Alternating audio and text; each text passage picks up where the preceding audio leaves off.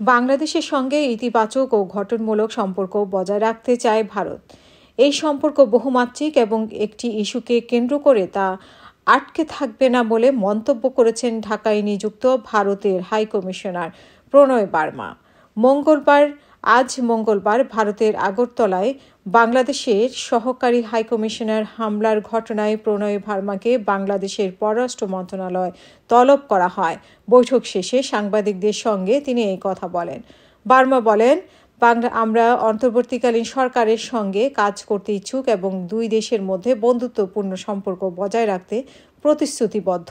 বাংলাদেশ ও ভারতের সম্পর্ক বহুমাত্রিক একটি ইস্যুতে তা থেমে থাকার নয়।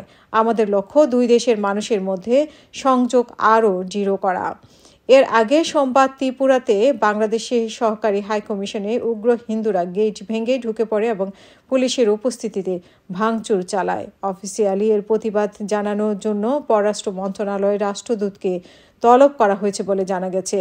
উল্লেখ্য, গতকাল সোমবার দুপুরে ভারতের আগরতলা বাংলাদেশের সহকারী হাইকমিশনের হামলার ঘটনা ঘটে।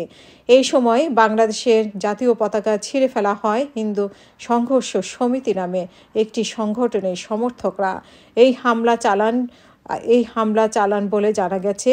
এই ঘটনায় দুঃখ প্রকাশ করেছেন ভারতের পররাষ্ট্র মন্ত্রণালয়।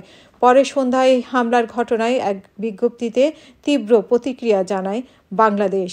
এতে বলা হয়, আগরতলা হিন্দু সংঘর্ষ সমিতির বিক্ষোভকারীদের দ্বারা বাংলাদেশের সহকারী হাইকমিশনার প্রাঙ্গণে হিংসাত্মক বিক্ষোভ ও আক্রমণের কারণে বাংলাদেশ সরকার গভীরভাবে ক্ষুব্ধ।